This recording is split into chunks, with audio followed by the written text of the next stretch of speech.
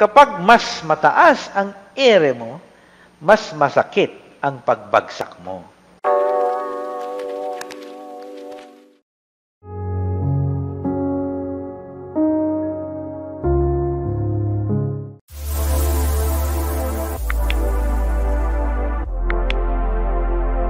Shalom everyone, brothers and sisters. The Book of Proverbs, Part 3. Okay, review points tayo muna para hindi kayo mawala. We talked already about these 8 items. Okay? Diniscuss ko yung 5 wisdom books, kung ano mga yon, yung goal of the Book of Proverbs, yung style ng Book of Proverbs, and other wisdom book na masyal. And then we outlined, tinignan natin yung literary structure or outline ng libro, yung authorship and date, and the purpose of writing of this book. We said it's for the character formation of future leaders.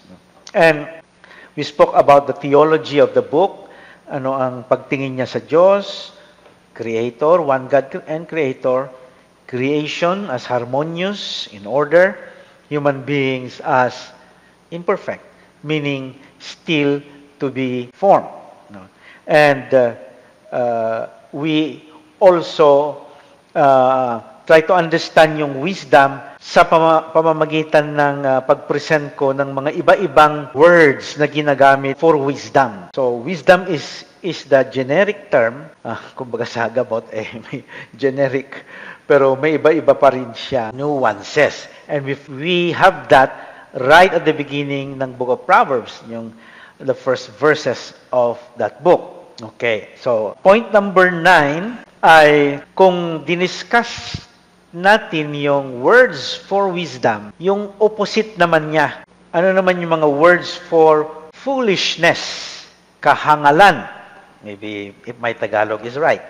Foolishness. So, let us assume na ang proper word ng opposite ng wisdom ay foolishness in English and kahangalan Tagalog. But yung meaning na fool or hangal ay marami ring nuances nun na matatagpuan mo rin sa libro ng Kawikaan. So I will then identify yung mga words na ginagamit para lalo pa natin maintindihan ang karunungan. Okay? Wisdom. Ganun naman ang pag-iintindi malimit eh. Maintindihan mong isang bagay pag ang kinuha mong example ay yung opposite. So, halimbawa, anong ibig sabihin ng maganda? Di sasabihin mo, yung hindi pangit. So, you go to the opposite. So, hindi pangit. Okay. So, alam ko na ang ibig sabihin ng maganda. Anong ibig sabihin ng matangkad? Ay yung hindi mababa. Yung hindi pandak. Okay. Yan. So, get the opposite. Via negativa, sabi nga nila sa Latin. Ang Latin expert natin ay si Father Ronnie. Hindi po ako, no? Nagtuturo yan ng Latin. Kaya, via negativa. We understand it via the negative way. Okay. Hindi ko ito pinopromote, ha? Tinitignan natin yung opposite ng wisdom para wag nating tularan. Okay? So, number 1 na word, yung Hebrew ay petty. Petty. Now, in the translations that you encounter sa mga English translations, ang common na ginagamit na word ay simple. Now, do not isipin na ang simple dito is the virtue of simplicity. Okay? Hindi ganon, no? Simple is a negative, a trait. The opposite of wisdom. It is the negative of wisdom. No? Not the virtue na simplicity, na payak. Simple na uneducated and in need of much teaching still. No? Yun yung petty. Or pwede mong sabihin sa Tagalog, yung walang muwang. Sabi ng dictionary, nung tinignan ko, mangmang. Or naive. Hindi magandang asal yon. Kalaban yon ng karunungan. So, for example, ito, Mula sa Proverbs 14, verse 15. The naive, the petty, no? The simple. Kaso pag ginamit mong simple, hindi understand yun agad. Sa Tagalog, yung walang muwang, yung mangmang, believes, plural ito, believe everything but the shrewd. So, yun na yung wise. The shrewd watch their steps. Papansin nyo agad yan. Application. Di ba? Lagi nating sinasabi, huwag kayong maniwala sa mga ipinopost agad dyan sa Facebook. Naniwala agad na masama ang nagpapabakuna ng COVID-19. Ayun. Naive. Naniniwala agad. No? Hindi niya pinag-iisipan. No? Pero sabi niya, tingnan nyo, yung antithesis niya ay yung marunong, yung wise, the shrewd, tinitignan ang kanyang mga hakbang, binibilang, kinakalculate, ibig sabihin, nag-iisip. No? Hindi siya agad tumatalon, hindi siya agad naniniwala. O pag may pinos agad dyan na troll o misinformation, paniwala agad. Sasabihin doon na panahon ng martial law ay golden age ng Pilipinas, naniwala agad. Anong golden age? Paghihirap ng panahon na yun. So, naive, yun yung peti. Second word that is used versus wisdom is yung fool na. Sa Hebrew, evil, or sometimes it is pronounced as evil. No? Evil. Ibig sabihin nun, nung word na yan ay usually, itong tao lacks self-control and discipline. Kaya pag tinignan mo ito yung taong tuso, no? Walang disiplina. Hindi siya marunong magtimpi. No? Lack self-control nga. Hangal ang minsan ginagamit for this word, no? Fool in English. So, example. From Proverbs 18, verse 2. Ang sabi, fools, okay, evil, fools, take no delight in understanding, but only in displaying what they think. Kung ano lang yung kanyang opinion, no? Pero hindi siya natutuwa sa pag-iintindi, yung mas malawak pa na intindi. Pero interesado lang siya sa sarili niyang opinion. Wala na yun. Yun at yun na. No? Kung ayun ang opinion niya, hindi mo na yan mapapalitan, hindi na yan maitutuwid, kasi nga hindi siya natutuwa sa pagtutuwid, sa pag-iintindi. Kahit mali yung opinion niya. Di ba may taong ganon? Ang dami yan sa Facebook. Ewan ko sa Twitter, hindi ako nag-Twitter masyado, hindi rin ako nag-Instagram. Facebook, at YouTube lang ako. Sa Facebook, ang daming ganyan na opinion lang, hindi mo na mabago eh.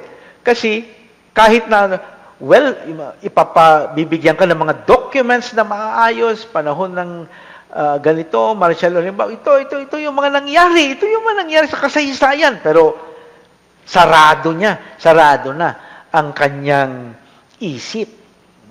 So, meron ding halong pride yun. So, yan yung evil, no? Usually, person who lacks self-control and discipline, hindi pinag-iisipan ang pinaniniwalaan. Now, third, yung word na stupid. Ang word sa Hebrew ay kesil. No? Sa kesil, o stupid. No? Ano ibig sabihin naman ng kesil o sa intransigently wrong-headed? Yan yung stupid. Matigas ang ulo. For example, Proverbs 10, verse 1. The Proverbs of Solomon, a wise son gives his father joy. But a foolish son the kesil is a grief to his mother. Kasi nga, wrong-headed, no? Matigas ang ulo, no? Hindi na itutuwid. Kaya, it's a sorrow para sa magulang. Pero yung naitutuwid, yung marunong, yung wise, no? Yan ay joy ng mga magulang. No? Tama naman si Proverbs. Sino ba naman matutuwang magulang doon sa anak na intransigently wrong-headed, no? Matigas ang ulo. Another example from Proverbs 17 verse 10. Okay? Mula pa rin sa New American Bible Revised Edition. A single reprimand does more for a discerning person than 100 lashes for a fool. Well, corporal punishment pa nung allowed pa nung unang panahon, di ba? So, kung isang salita mo lang doon sa taong nag-iisip, doon sa taong may wisdom, kuha niya na. Kuha niya na. Pero yung kesil, yung stupid, o dito sa ating translation, ginamit niya yung fool, kahit pa 1,000 mong ituwid, no? 1,000 mong kurutin.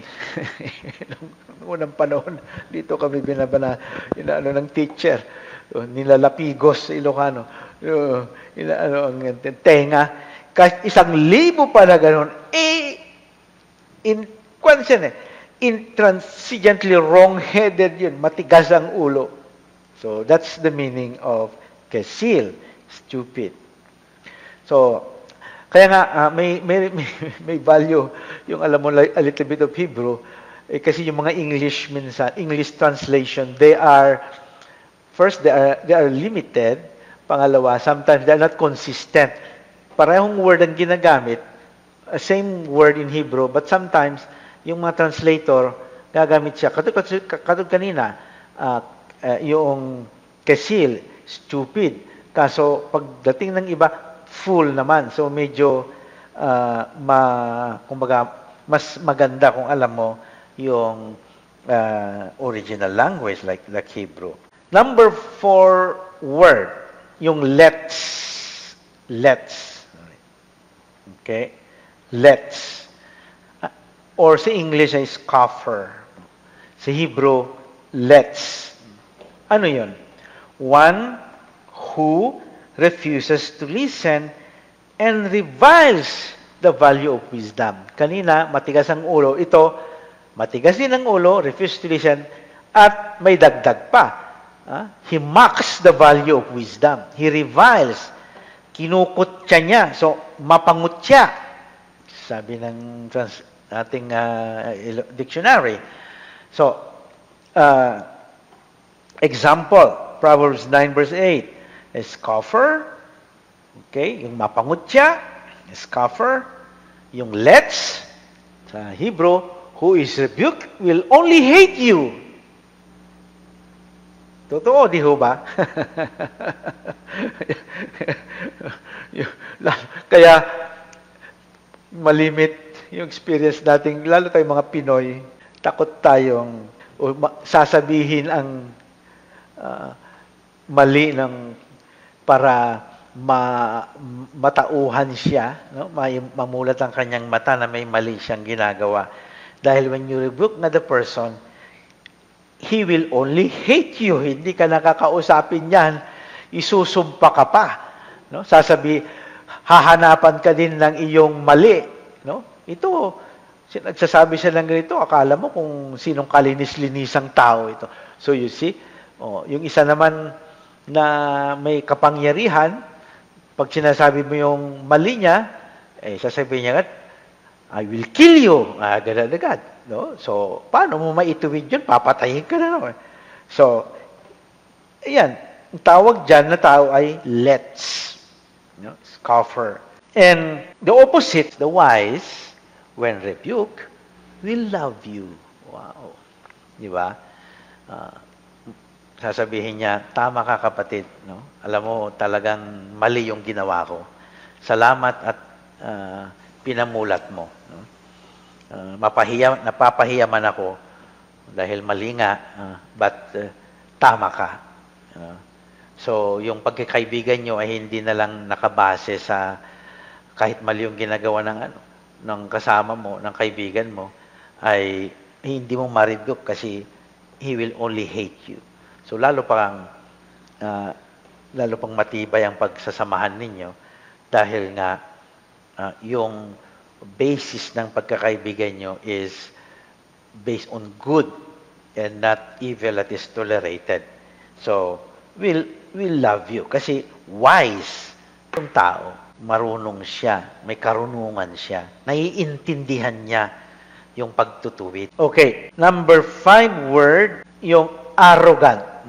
Halos kasing similar to the previous one, yung let's. Ang arrogant sa Hebrew ay dalawang word ang ginamit. No? Gaba, lev. Lev sa Hebrew ay puso, heart, sometimes mind. Gaba means mataas. No? So pag sinabing ang taas naman nung kanyang lev, ang kanyang heart o kanyang mind, ibig sabihin mayabang ka, arrogante.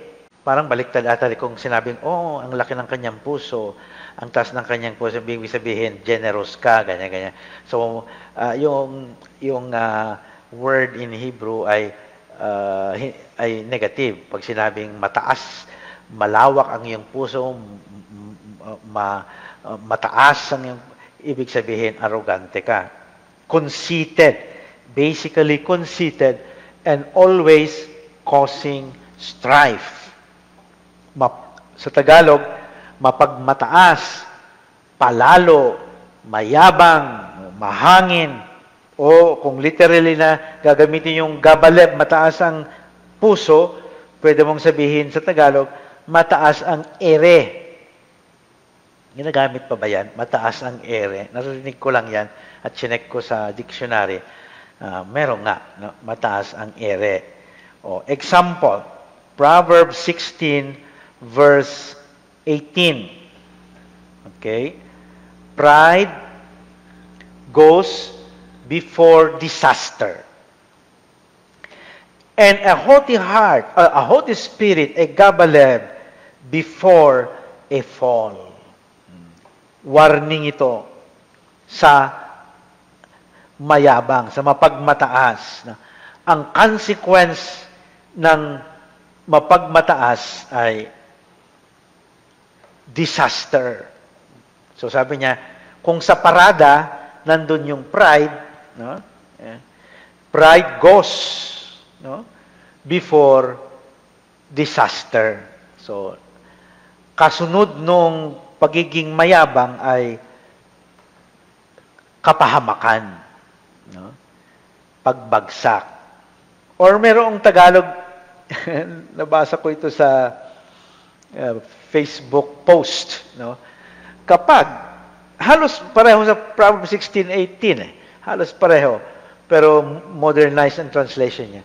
Kapag mas mataas ang ere mo, mas masakit ang pagbagsak mo.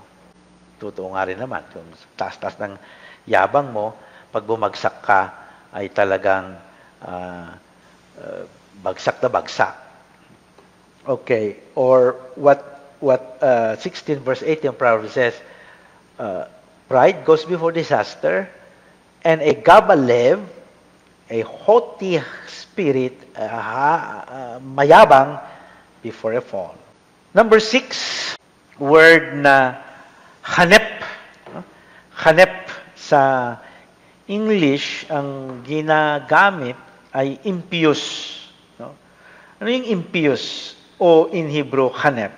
No respect for God. Yan. Huwag kayong ngumiti kung agad-agad may maisip kayong hanep. A stupid person with a blasphemous attitude. Yan.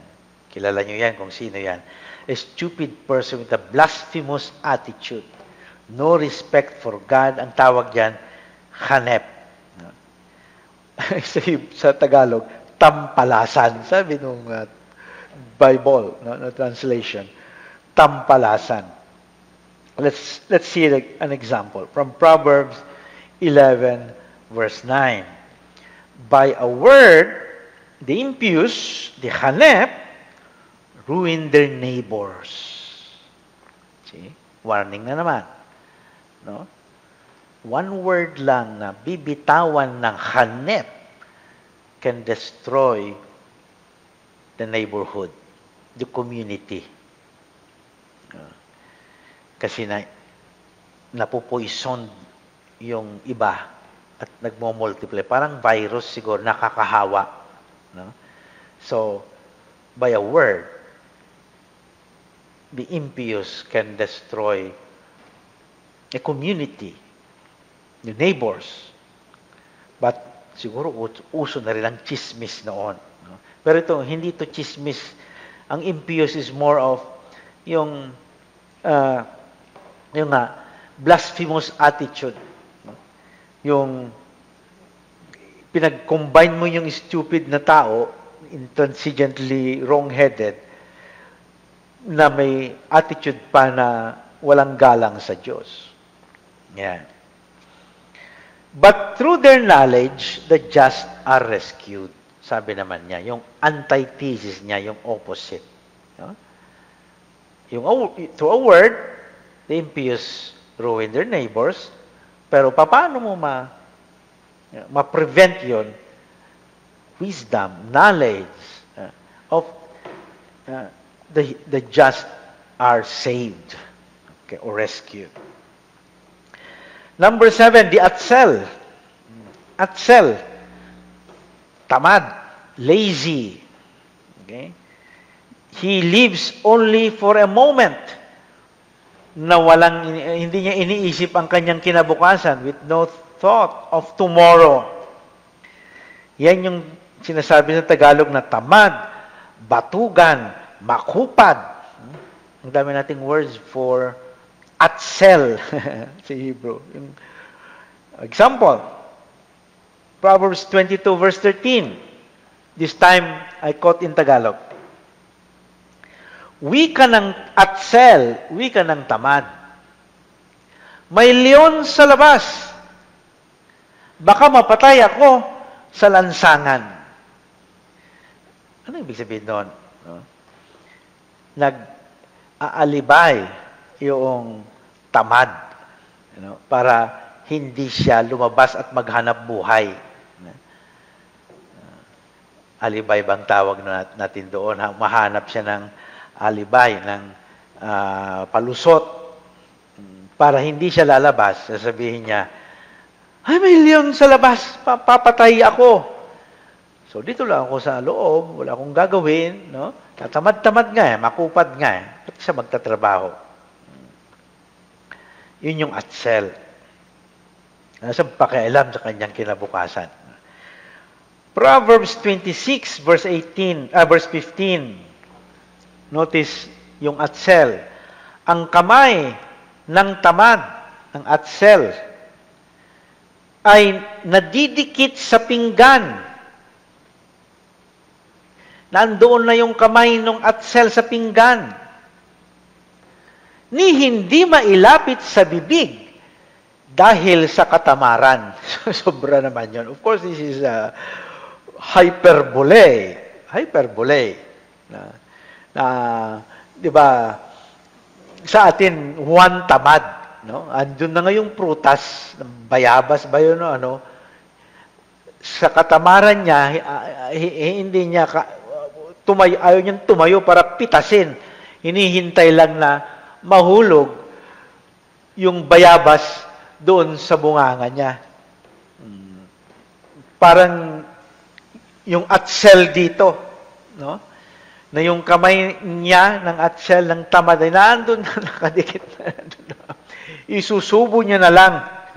Hindi pa niya magawa sa katamaran dahil tamad nga siya.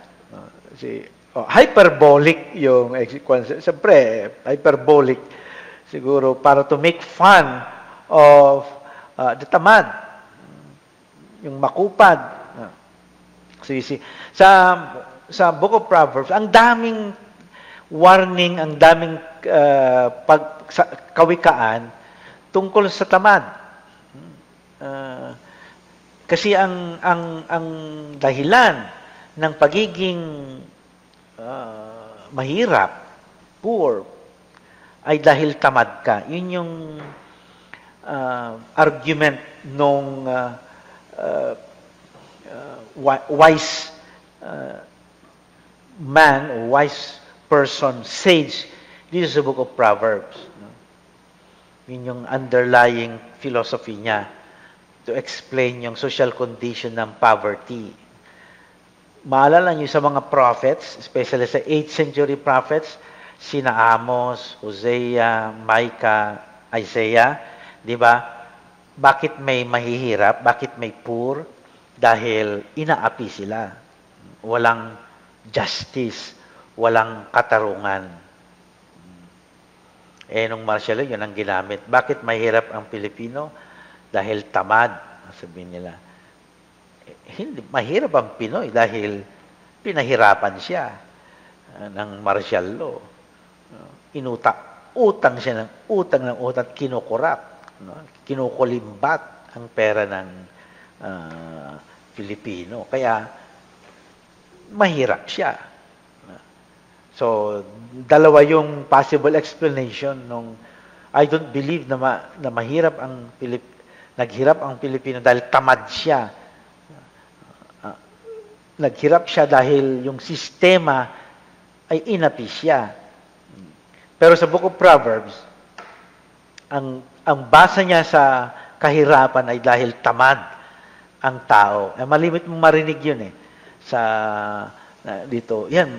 Kaya, paano yayaman yan? Paano gagandang buhay niyan? Ang tamad-tamad naman, naghihintay lang ng dole out, ng ayuda. Yan. So, dalawang basa nung explanation bakit mayroong kahirapan. Okay. No. Okay, yun na yun. The 8, ilan ba yun? 7 words for foolishness. No? Huwag nating tularan. Tularan natin yung, ano bang sabi natin yung kawikaan ng kasabihan ng Pinoy. Huwag nating tularan yung tularan natin ang itim na langgam, no? Huwag yung puti na anay. Ayan. So, yung puti na anay, ito yon mga words for foolishness. Yung itim na langgam, yung wisdom. Ayan. Okay. The next item, and the last item for tonight, may oras pa tayo. Kinukulang. Is a phenomenon in the wisdom books. Ano yung phenomenon na ito? Na yung 4 na wisdom books, except 1, 4 except 1, meron silang section na yung wisdom ay personified as woman. Yung karunungan ay inilalarawan bilang babae. Isinasabuhay ng babae. Tama ba yung Tagalog ko? Personified as a woman. Phenomenon yun kasi hindi naman ganun sa ibang parts ng Bible na yung wisdom ay personified as woman. Pero pagdating mo din sa wisdom books, except the book of Kohelet, wisdom, they have a section, yung every book na ganit, na 4 na ito, kung saan inilalarawan nila ang karunungan bilang babae. Yan. So, point number 10 natin ay the wisdom woman. Yan. And example natin ay Proverbs chapter 8. Yun yung kukunin natin na example. So, sabi ko kanina, sa 5 libro ng wisdom books, only one ay walang chapter or walang section about wisdom personified as woman. Except Kohelet lang. So, in the book of Proverbs, you find the best representation kasi may iba-iba pang parts na kung saan ang woman, ang wisdom ay woman, sa Proverbs pa, pero yung isang chapter, no, isang malaking section ay yung what you will find in chapter 8 of the book of Proverbs. Okay. Example tayo. Magbibigay ako ng example. Verses. Let's read the verses para you get what I am trying to explain. So, in verses 1 to 3 of chapter 8, no, yung wisdom woman, let's just call her Lady Wisdom. Wisdom woman or Lady Wisdom traverses the city.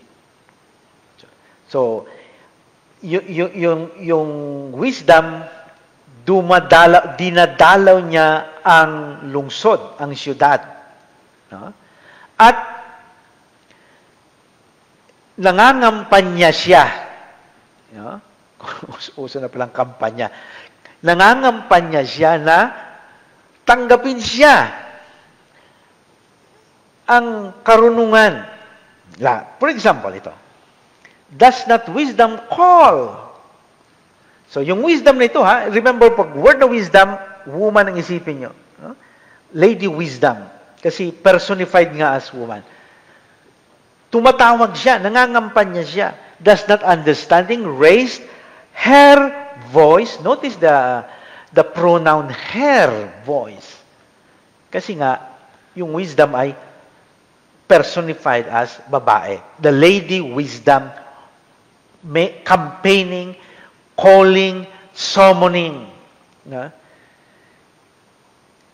Sinong sinusummon niya? Siyempre, yung mga tuturuan niya. On the heights, beside the way, in the paths, she takes her stand. Beside the gates in front of the town, at the entrance of the portals, she cries aloud. Kung nasaan yung mga tao, andun siya. Ang ibig sabihin doon. Nasaan ang mga tao? Nasa gates. Kung baga before pandemic, nasaan ang mga tao? Nasa mall. Nandun din siya. Kasi yung gates, yan yung malls nila nung unang panahon. Doon yung mga yung marketplace, yung bilihan, nandoon lahat. No? Nandoon yung court, nandoon. Parang, let's just say today, like a mall. So, pag marinig yun ng gates, hindi yung gate ng Sacred Heart Paris na hindi ganon. Nandoon ang mga tao. Now, you Google na lang yung mga iba-ibang gates ng old city of Jerusalem today, makikita mo na mayroon pang mga remnants of that kind of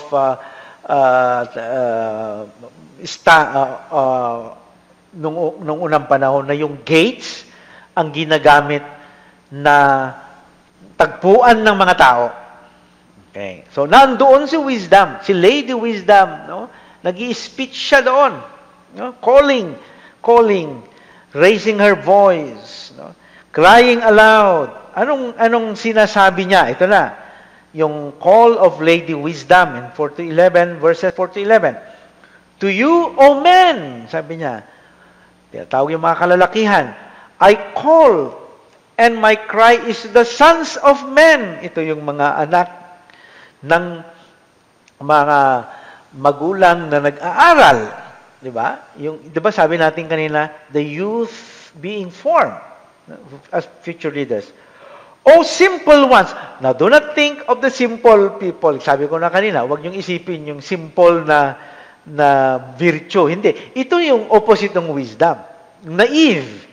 Kayong mga mangmang, kayong mga walang muwang. So, learn prudence, O foolish man, nandiyan na naman yung word against wisdom, pay attention. So, tinatawag niya yung mga dapat pang matuto. Sino yung mga dapat matuto? Yung nabanggit natin na mayroong yung tao na may yung ganong attitude, yung 7 na yon, yung less, yung kesil, yung gabaleb, yung arrogante, yung so tinatawag niya. Here, for I speak noble things, and from my lips will come what is right, for my mouth will utter truth. Wickedness is an abomination to my lips. Sabi niya, tuturuan kayo ng katotohanan. Hindi fake news. Hindi troll. All the words of my mouth are, lumabo pa, hintayin natin na gumandang kanyang, all the words of my mouth are righteous, there is nothing twisted or crooked in them, etc., etc. They take my instruction instead of silver and knowledge rather than choice of gold. No?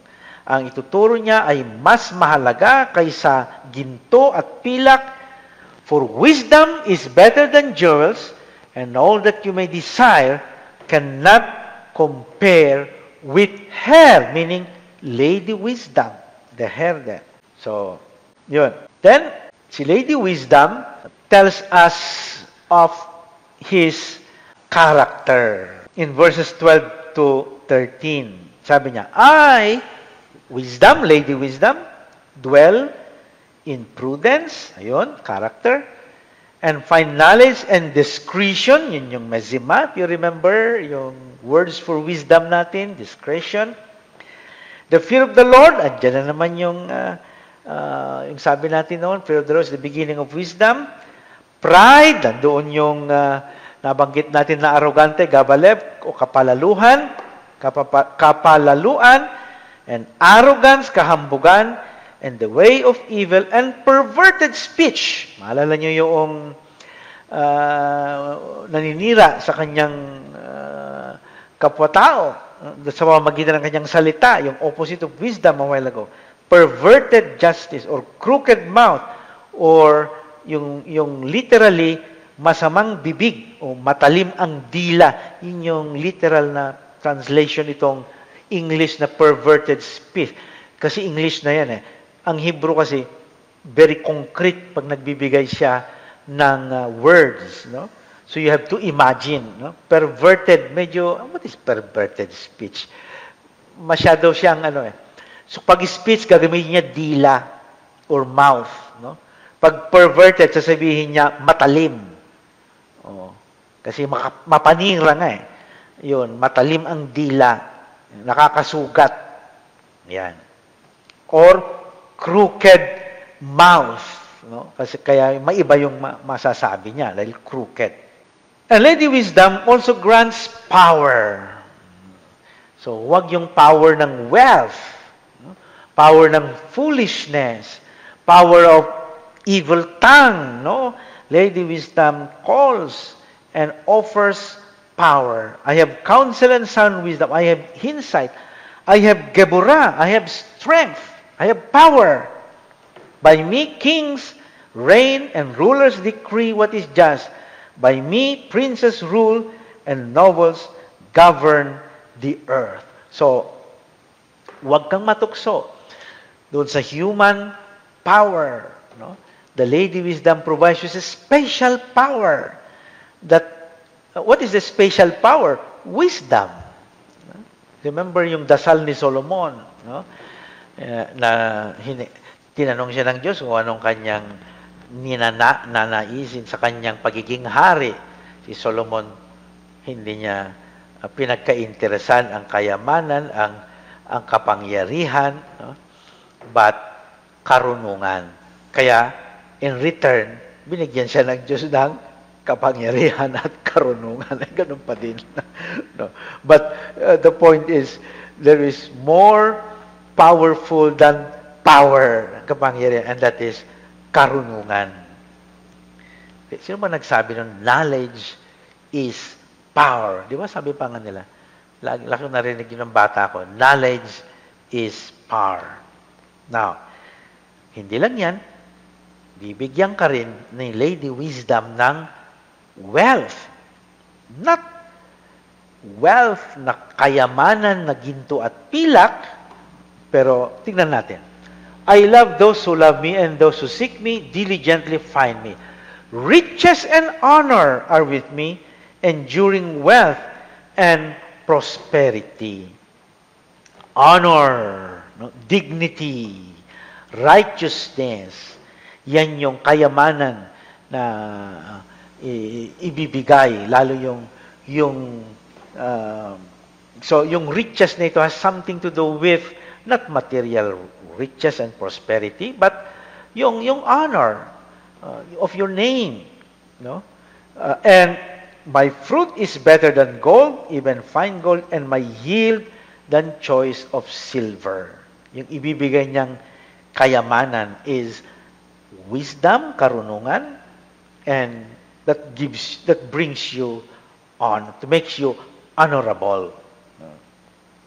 I walk in the way of righteousness, in the paths of justice, and doing with wealth those who love me, filling their treasuries. So I don't think Lady Wisdom here is offering concretely material things. Otherwise,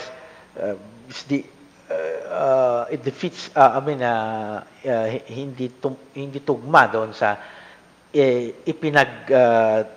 iimbita niya, no? Yung pahayag niya. Pero yung kayamanan na hindi mo nabibili ng ginto at pilak. And what is that? Honor. Lalo yung panahon na ito, no? Napakalakas yung honor and shame. Ang sa values nila, sa social values nila, yung sa atin Tagalog, ihiya, no? Okay na lang na hindi mo ko mahalin, wag mo na akong hiyain. Kasi yung pag mawala yung honor mo, parang wala ka na rin, hindi ka na rin tao. No?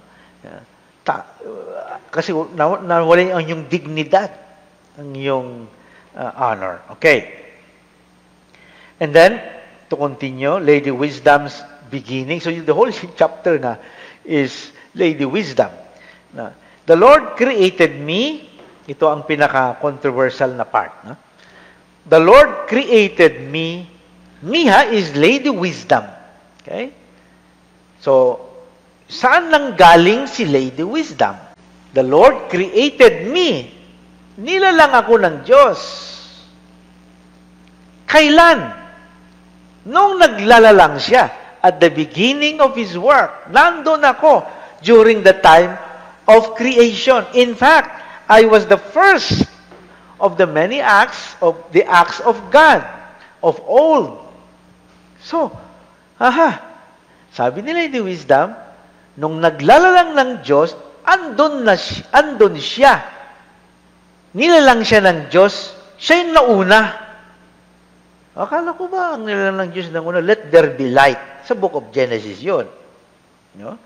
Akala ko ba ang unang nilalang ng Diyos ay human beings, the man and sa chapter 2 ng Genesis yun.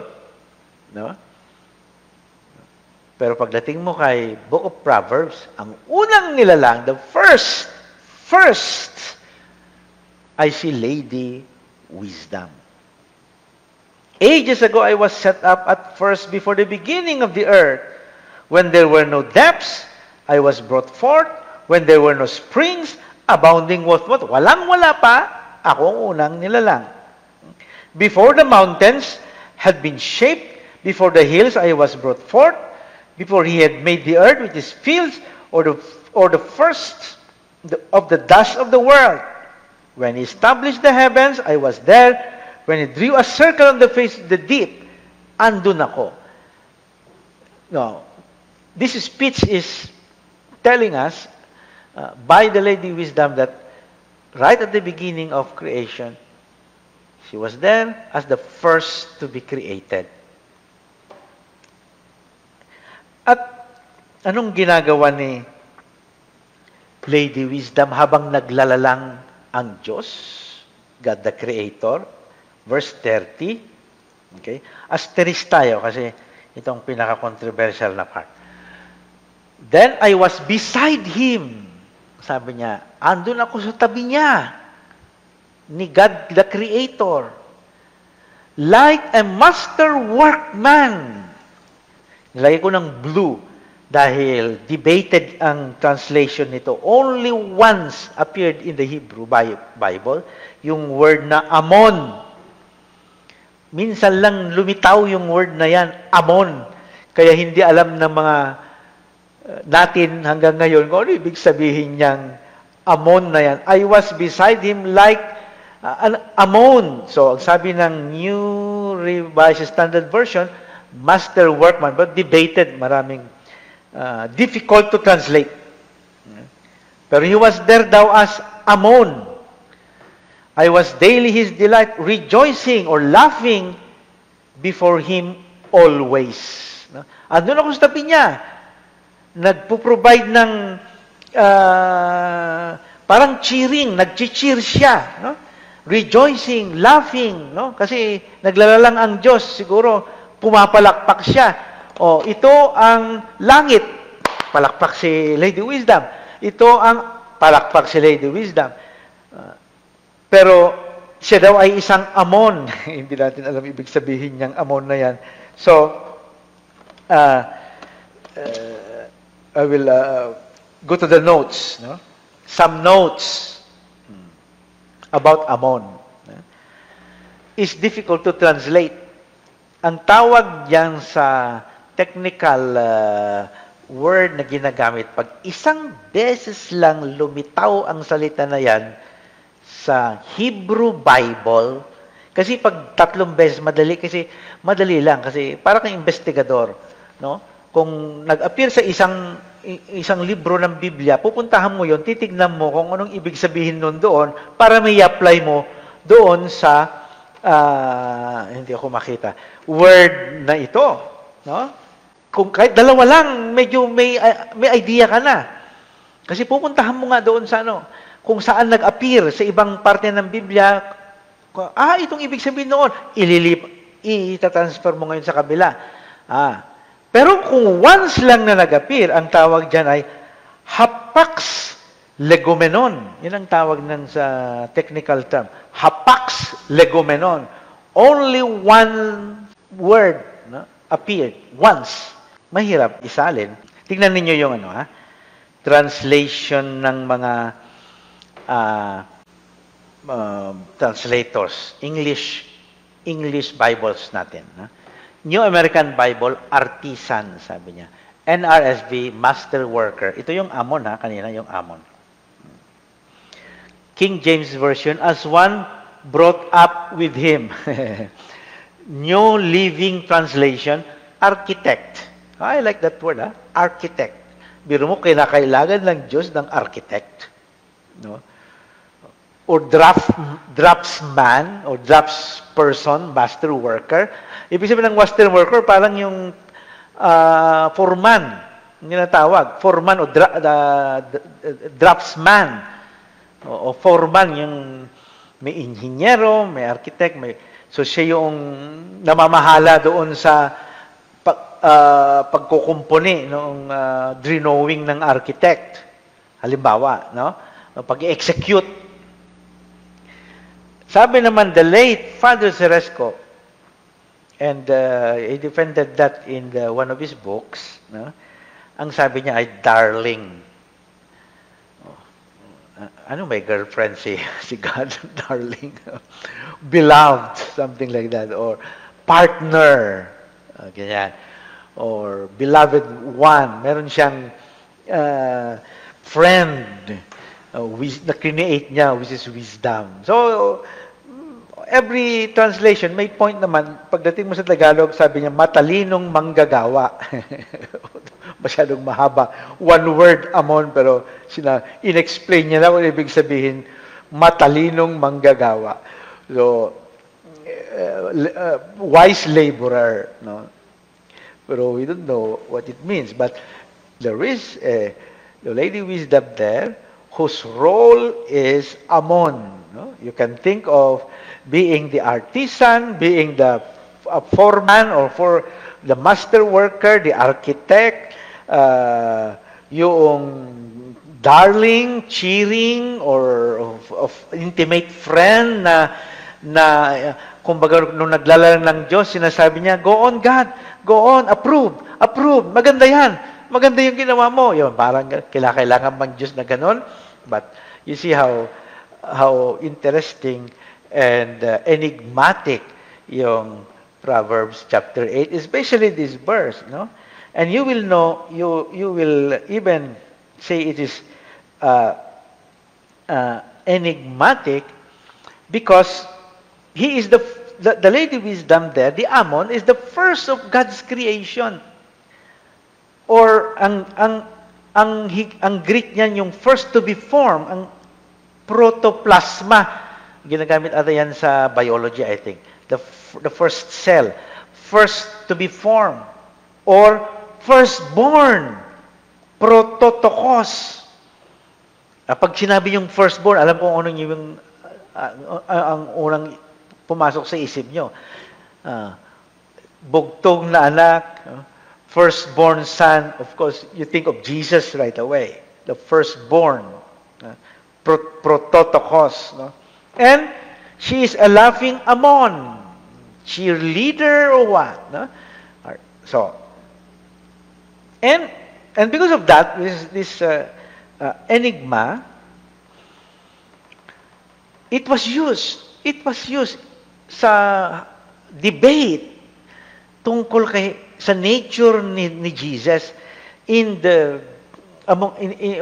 they were trying to understand kung sino ba itong si Jesus in the Council of Nicaea. Di ba meron tayong Nicene Creed ngayon? Di ba meron tayong Nicene Creed, yung mahabang dinadasal natin na I believe in God. Then when you come to I believe firstborn of the Father, God from God, light from God, true God from true God, begotten, not made. Sasabihin, begotten, na ipanganak, pero hindi nilalang. Begotten, na ipanganak, si Jesus, begotten, not created. Dinebate nila yon sa Nicene, sa Council of Nicaea in Greece. At ang lumabas nga dyan ay yung Nicene Creed, dinebate ng mga theologians. At ano ang mga arguments nila? Ginamit nila ito, Proverbs chapter 8. In-identify nila na si Jesus ay katulad ni Lady Wisdom. No? At kasi nga si Jesus din naman sa Ebanghelyo ay ina-identify niya ang kanyang sarili as wisdom. No? Lady Wisdom, for example, in the Gospel of Matthew. Tignan natin to. Gospel of Matthew. For John, sabi ni Jesus, for John, meaning John the Baptist, kasi kine-question nila yung mga tao yung tungkol kay John the Baptist. So, sinabi ni Jesus, for John came neither eating nor drinking, and they say he has a demon. Then, 11 verse 19, the Son of Man came eating and drinking. They say, look, a glutton and a drunkard, a friend of tax collectors and sinners. Now, may sinabi si Jesus about himself. Yet, wisdom is vindicated by her deeds. He is identifying himself as Lady Wisdom. Very clear. Wisdom is vindicated by pronoun, feminine pronoun, her deeds. So, you see already that there are some parts in the Bible, or in the Gospel writers, through the speech of Jesus, is being identified as the Lady Wisdom. Now, another example, in the letter of Paul to the Colossians, he is the image of the invisible God, meaning Jesus. Jesus. He is the image of the invisible God, the firstborn of all creation, prototokos. Kinuha yung expression doon from Proverbs 8. The firstborn of all creation. Sabi ni St. Paul sa letter niya to the Colossians, the Greek word there is prototokos, the firstborn. Or, pagdating mo sa favorite ng SBD, yung prologue ni St. John, yung panimula ng Ebanghelyo ni San Juan. In the beginning was the Word. Logos or wisdom. Logos is also wisdom in Greek. And the Word was with God, and the Word was God. And the Word was with God. Parang yung Lady Wisdom na beside me, I was there, beside Him, who was with God, and the Word was God. So, from the prologue of the Gospel of John. Kaya, noong dinedebate nila ngayon, ano bang itong si Jesus, no? Gagawa sila ng doktrina tungkol kay Jesus. Siya ba ay nilalang ng Diyos o ano? Was the Logos created? The wisdom created? Sabi ng iba, yes. Kasi pagpunta mo sa Proverbs 8, nakalagay doon na I was created. The wisdom was created. Created. So, itong naging basehan, yung tinatawag na Christological debate. Dinebate nila kung sino nga ba si Jesus. Yung isang kampo led by a popular theologian, ang pangalan niya si Arius. Doon sa kabilang party, kabilang kampo, ang namuno naman doon, led by as what we call today a saint, hindi pa naman saint siya, but theologian din ng panahon na yon, in the 4th century, San Atanasio, Saint Athanasius. Ang tawag diyan ay Arian controversy. Nilalang ba ang si Jesus o hindi? Sabi ng Proverbs 8, wisdom nilalang. Was the Logos created? And then, nag-council. Ang council, yung nag-meeting ang mga obispo, mga leaders of the church in 325 and came out with a decision, decreed that Jesus was not created, but He was begotten. Begotten, meaning ipinanganak. At ipinanganak, at ipinanganak. Yan. Pero hindi siya nilalang. Papaano na yung Proverbs 8? Hindi nila pinick up yun, Proverbs 8. Pero nanaig yung turo na hindi kung tao si Jesus o Diyos, kung tao siya, siya ba ay pinanganak? Kung Diyos siya, hindi siya dapat ilalalang kasi Diyos siya. How can He be created? May point din, sina Arius. How can He be created if Jesus is God? Paano yan? Diyos yun, tapos lalalangin siya, mailalang yun? So, makita niyo na may point din. So, talagang matinding debate. No? Kaso, with a debate, laging siyempre merong uniformity ng belief, no? So they decreed that Jesus was begotten, not made. Yun na yung dinadasal natin ngayon sa creed. Sometimes you just take it for granted kasi lagi naman nating inaano, pero every word doon merong explanation. Merong pinanggalingang controversy. Especially this line, begotten, not made. Consubstantial with the Father. So, ang susunod dyan, kung hindi siya nilalang, ano ang kanyang constitution bilang tao in relation to God? But I will not enter anymore into that kasi that's another debate. Pero ito, in connection with Proverbs 8, okay, ito na ngayon ang belief natin. No? Begotten, not made. Pero there are Christians today who continued to hold on to the belief of Arius. Sino ang mga yon? Mormons, Jehovah's Witnesses, Iglesia ni Cristo, they follow the Arian interpretation that Jesus was created. Kaya nga, subordinate siya kay God. Kaya makikita nyo na Iglesia ni Cristo, kaya ina-accuse minsan yung mga Iglesia ni Cristo, pero hindi naman naniniwala kay Cristo na Diyos. Don't ever accuse them like that. No? Kasi mayroong background, may theological background ang every belief of a person. Do not impose yung belief mo on them. That's their belief. Respect their belief and understand why they believe that way. Kaso tayo, dahil nga siguro sinisiraan tayo, lalaban ka din. Hindi naman ganun ang turo ni Kristo. Love your enemy, sabi niya pa nga. So, you understand, bakit sila naniniwala ganun? There must be a historical background. And ito nga, ang background na long-standing background, 325 din yung belief na yan.